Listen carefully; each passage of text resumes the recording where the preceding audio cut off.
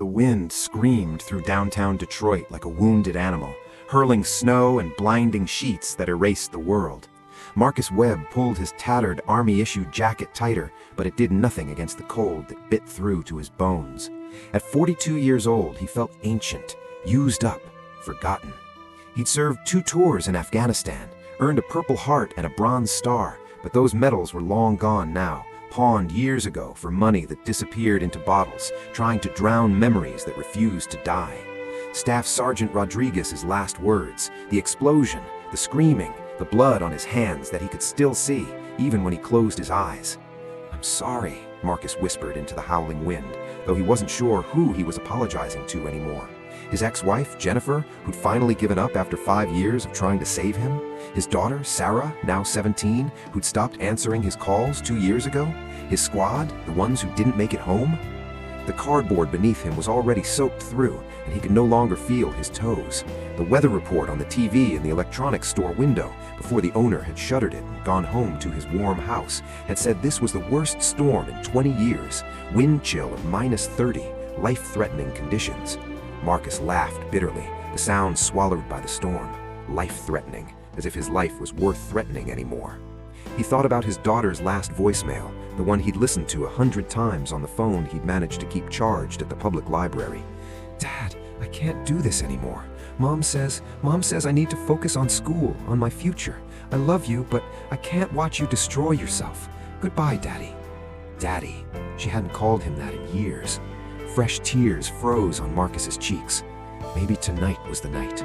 Maybe he'd just close his eyes, let the cold take him, and finally find peace. No more nightmares, no more guilt, no more shame. He was just starting to drift when he heard it. At first, Marcus thought he'd imagined it. The wind played tricks out here, made sounds that seemed human, animal, otherworldly. But then it came again, a whimper, weak, desperate, dying. He knew that sound. God, did he know that sound. He'd heard it in the field hospital in Kandahar when they brought in the casualties, heard it in the burned-out Humvee where Rodriguez had died in his arms, heard it in his own throat during the nightmares that jerked him awake, screaming in whatever doorway or shelter he'd found that night. Something was dying out there in the storm. "Not my problem," Marcus muttered, pulling his thin blanket tighter. "Can't even save myself." But the sound came again, and suddenly he was back in Afghanistan, hearing the cries of the wounded, and Rodriguez was looking at him with those dying eyes, gasping, Don't leave them, Marcus. Promise me, don't leave them." "Damn it," Marcus cursed, forcing his frozen body to move. Every joint screamed in protest as he struggled to his feet, nearly falling as his numb legs refused to cooperate. He grabbed the wall for support and stumbled toward the alley beside the abandoned hardware store. The snow was already knee-deep in places, and the wind tried to push him back, but Marcus kept going, one step, then another, the way he'd been taught in basic training, the way he'd crossed deserts and mountains, one step at a time. There, next to an overflowing dumpster surrounded by frozen trash bags and ice, was a cardboard box. The words, "Free Puppies," had been scrawled across the side in black marker that had run and smeared in the wet. Marcus's hands shook as he tore open the soggy flaps. Inside, barely alive, was a puppy, maybe 2 months old, some kind of mixed breed with patches of brown and white fur that was soaked through and matted with ice. Its eyes were barely open, clouded with cold and exhaustion. Its breathing came in shallow, ragged gasps that sent tiny puffs of steam into the freezing air. It was dying. Anyone could see that. "Jesus Christ!" Marcus choked out, his voice breaking. "What kind of monster does this? What kind of evil?" He fell to his knees in the snow, and suddenly he was sobbing, great wrenching sobs that tore through his chest. For the puppy, for himself, for every broken, discarded, thrown-away thing in this cruel world. "I know, little one," he whispered, gathering the freezing puppy into his hands with infinite gentleness. It barely weighed a pound, all bones and wet fur and fading heartbeat. "I know what it's like. I know how it feels when the world throws you away like garbage." The puppy whimpered, and Marcus felt something crack open inside his chest, something that had been frozen solid for 3 long years, something that felt almost like his heart trying to remember how to beat. "Not you," Marcus said fiercely, tucking the puppy against his chest and struggling back to his feet. "I couldn't save Rodriguez, I couldn't save my marriage, I couldn't even save myself, but I'll be damned if I let you die in this storm." Back in his doorway, Marcus stripped off his wet jacket and then his flannel shirt, leaving only his thin undershirt. The cold hit him like a physical blow, but he ignored it. He'd survived worse. He could survive this. The puppy was ice cold against his chest, hypothermic, barely breathing. Marcus knew the symptoms. He'd seen it in soldiers caught in mountain storms, in refugees fleeing through winter mountain passes. You had minutes, maybe, before the damage became irreversible. He tucked the puppy against his bare skin, right over his heart, then pulled his shirt back on over both of them. He zipped his jacket up as far as it would go, creating a cocoon of body heat, and then wrapped his only blanket around them both. "Stay with me," Marcus whispered, his voice cracking. "Please, little soldier, stay with me. Don't you dare give up. Don't you dare." The puppy's shivering was so violent Marcus could feel it through his entire body. He wrapped his arms around the small bulge in his jacket and began to rock, the way Jennifer used to rock Sarah when she was a baby and couldn't sleep. That thought brought fresh tears. "I had a daughter once," Marcus said softly, talking to keep himself awake, to keep the puppy company, to fill the howling emptiness. "Her name is Sarah. She's 17 now, beautiful, smart, nothing like her old man." The puppy's shivering began to slow, whether from warming up or shutting down, Marcus couldn't tell. "I was a good dad once, before the war, before everything went to hell. I coached her soccer team, helped her with homework, read her bedtime stories about princesses and dragons." His voice broke. "She called me daddy back then, looked at me like I was her hero." The wind rattled the storefront's metal shutters and snow swirled into their shelter. "Then I came back from Afghanistan, and I wasn't her hero anymore. I was a stranger, a drunk stranger with nightmares and anger and no idea how to be human again." Marcus was crying openly now, the tears falling onto the puppy through his jacket. "Jennifer tried. God, she tried so hard, but I was too broken, too far gone." The puppy made a small sound, not quite a whimper, something softer. "Sarah gave up on me 2 years ago. Last thing she said was, 'I can't watch you destroy yourself.' And you know what the worst part is?" Marcus's voice dropped to a whisper. "She was right. I was destroying myself, gave up, stopped fighting." He could feel the puppy's heartbeat now, faster and stronger against his chest. The shivering had definitely slowed. "But you're not giving up, are you, little soldier? You're fighting." Marcus pressed his hand against his jacket, against the small life inside. "Rodriguez told me, right before he died, don't leave them behind." I thought he meant the squad, but maybe— Marcus's throat tightened. Maybe he meant everyone who still needs someone to fight for them, even if that someone is just a thrown-away puppy in a storm. Marcus must have dozed off despite the cold, because when he opened his eyes, pale dawn light was filtering through the clouds, and the storm had died to scattered flurries. His entire body ached, and he couldn't feel his legs at all. But inside his jacket, the puppy was moving, squirming even, with something that might almost be energy. "Hey there, soldier," Marcus croaked, his voice raw. He carefully unzipped his jacket just enough to peer inside. The puppy looked back at him with clearer eyes and licked his chest with a tiny pink tongue.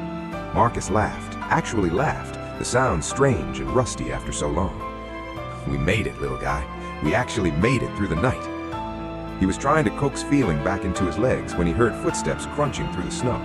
Marcus tensed automatically, protective instincts kicking in. People usually crossed the street to avoid him. Those who didn't either wanted to harass him or worse. But the woman who stopped in front of his doorway didn't look threatening. She was maybe 35, Asian American, wearing a professional red coat and carrying a leather briefcase.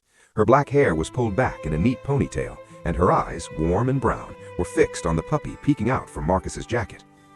"Oh my God," she breathed, one hand rising to her mouth. "Is that a puppy?" Marcus's arms tightened protectively around his jacket. "Found him in the storm. He's okay now. He's mine." The woman's eyes filled with tears as she took in the full picture.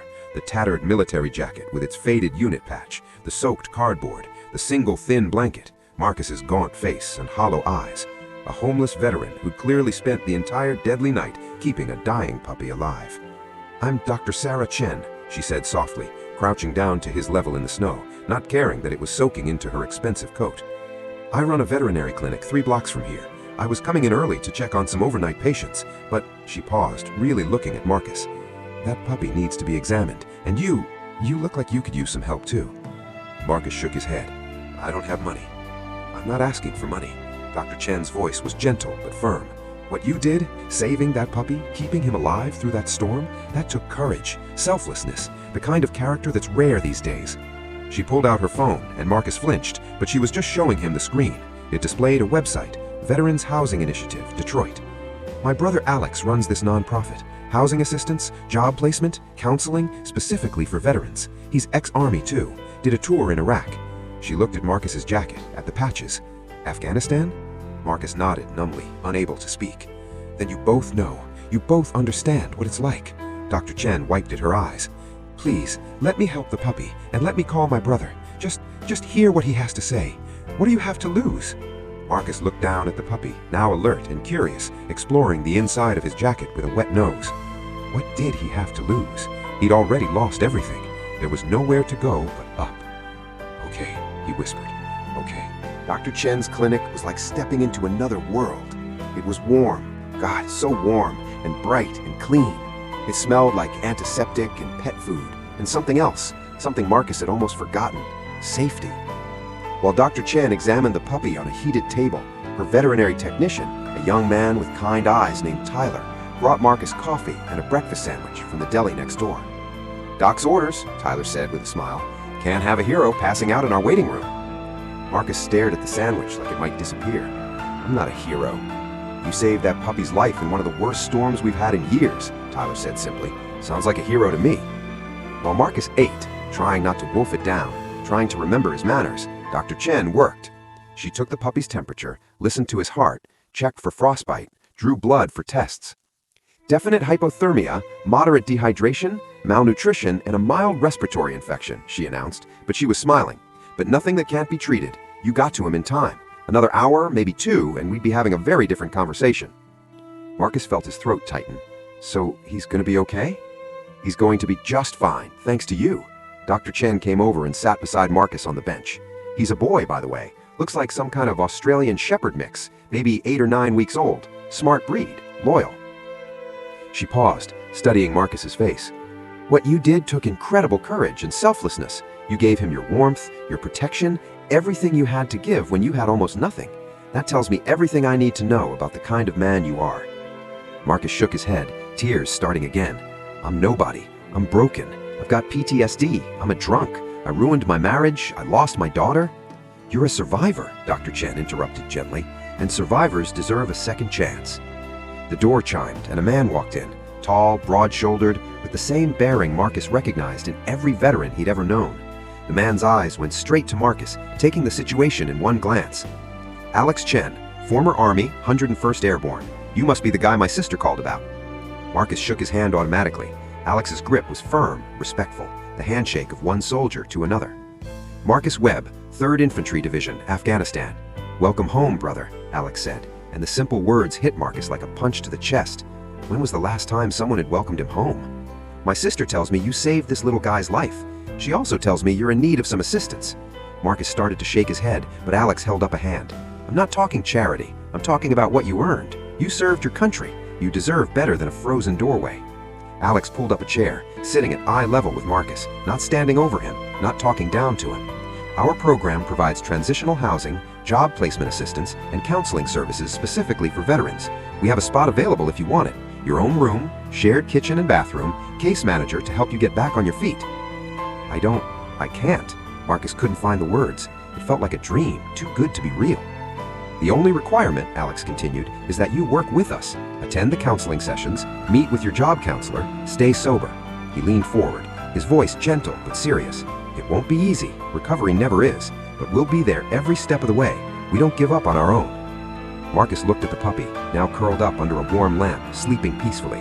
That tiny creature had fought so hard to survive. Could he do any less? "Okay," Marcus whispered. "I'll try." "That's all we ask," Alex said, gripping his shoulder. "One day at a time, brother. One day at a time."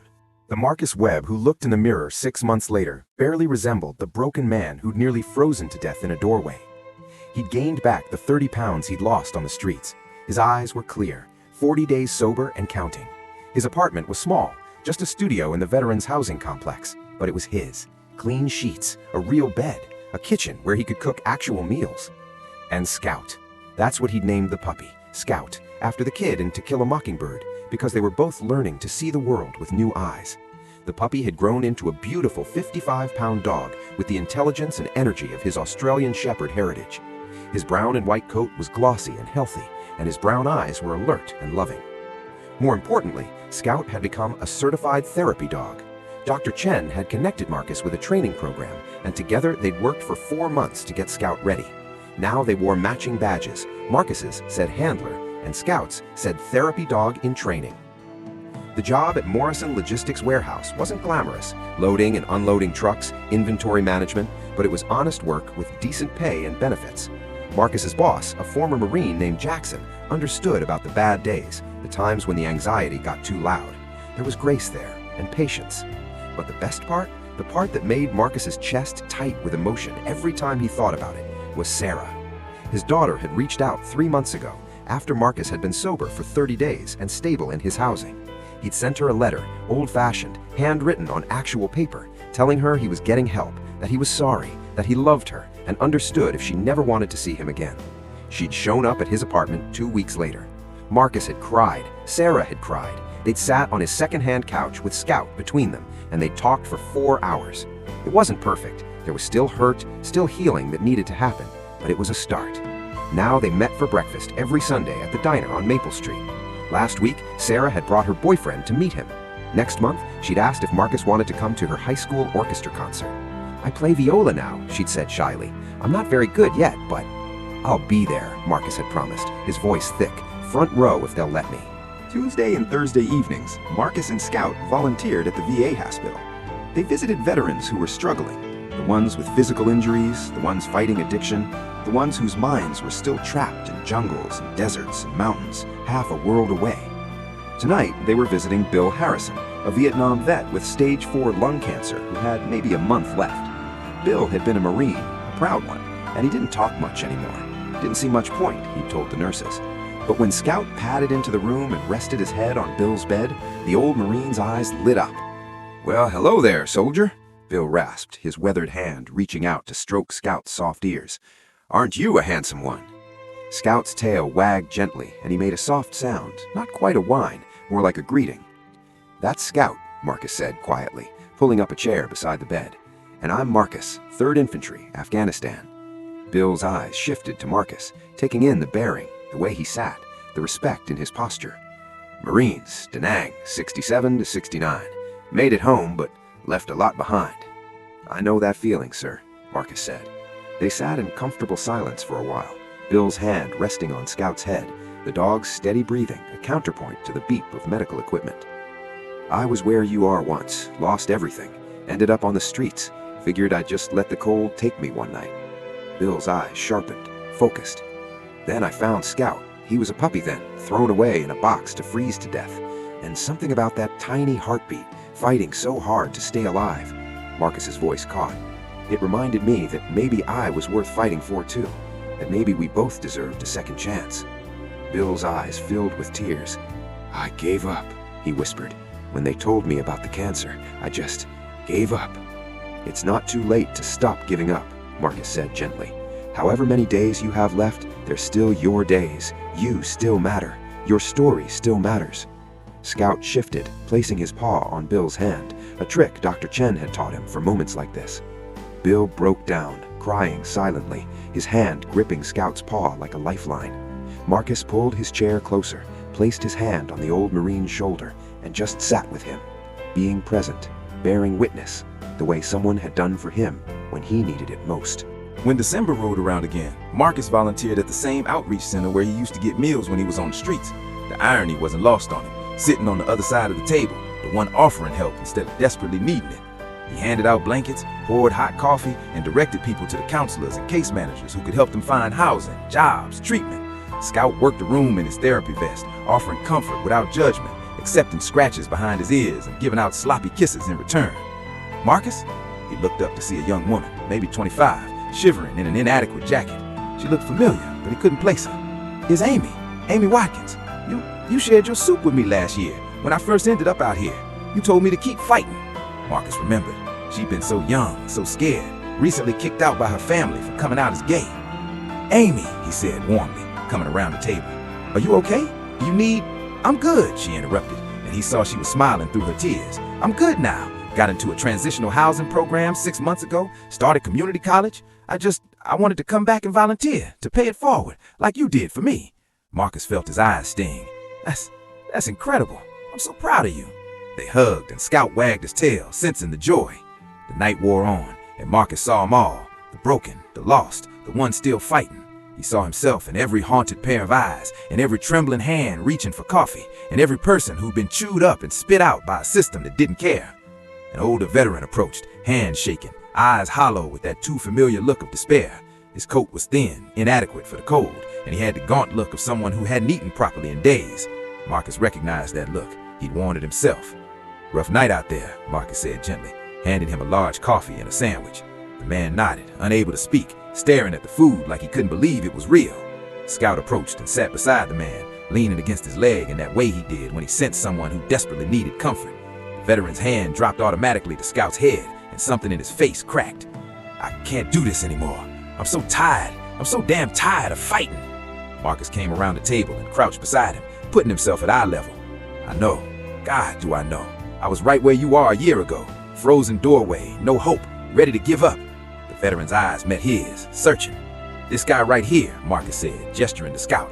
"I found him as a puppy, thrown away in a box to die in a snowstorm. He was hypothermic, barely breathing, fighting with everything he had just to survive one more minute. And something about that fight, about that refusal to give up, it reminded me that maybe I was worth fighting for too."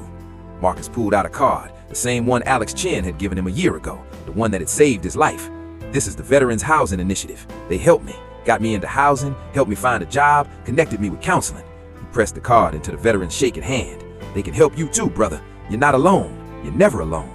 The veteran looked at the card, then at Marcus, then at Scout. Tears spilled down his weathered cheeks. "I don't know if I can," he whispered. "You don't have to know. You just have to try.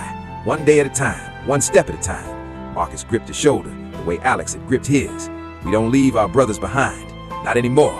Christmas morning dawned cold and bright.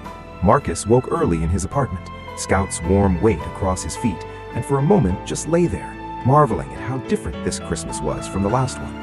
Last year, he'd spent Christmas in a shelter, drunk and miserable, the world a blur of pain and regret. This year, his phone buzzed. A text from Sarah. "Merry Christmas, Dad. See you at 10. Can't wait." Marcus's eyes filled with tears, the good kind, the kind that meant healing instead of breaking. Sarah arrived promptly at 10, her arms full of wrapped presents and a casserole dish that she announced was Mom's green bean casserole. She said to tell you Merry Christmas. Jennifer had said Merry Christmas to him, through Sarah, but still. They spent the morning opening presents, small things, meaningful things. Sarah gave him a photo album she'd made, filled with pictures from when she was little, from before everything fell apart. "So you remember," she said softly, "so we both remember the good times." Marcus gave her a necklace with a small silver compass. "So you always find your way," he said, his voice thick with emotion. "And so you know that no matter where you go, I'm so proud of you." They held each other and cried. Scout pressed between them, his tail wagging because his people were together, and that was all that mattered to him. In February, Alex asked Marcus to speak at a fundraiser for the Veterans Housing Initiative. Marcus's first instinct was to say no. He wasn't a public speaker, he wasn't anyone special. But Sarah had said, "Dad, your story could help someone. It could save someone." So here he stood, behind a podium in a community center, Scout sitting at attention beside him, looking out at 100 faces.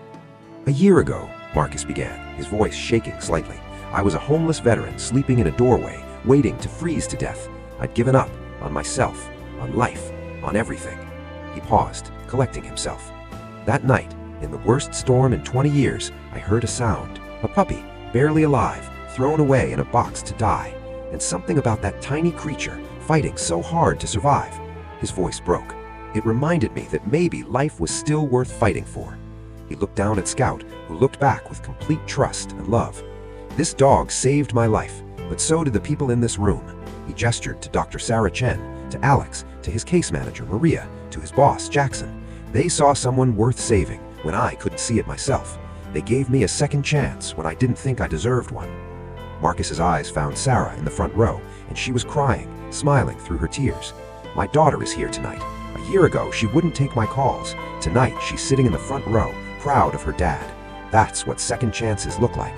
That's what your donations, your volunteer hours, your compassion can do." He gripped the podium, looking out at all those faces. There are veterans out there right now, sleeping in doorways, under bridges, in their cars, broken, lost, convinced they're beyond saving. I was one of them. But I'm here to tell you, it's never too late. It's never too late to come back. It's never too late to fight. It's never too late for a second chance.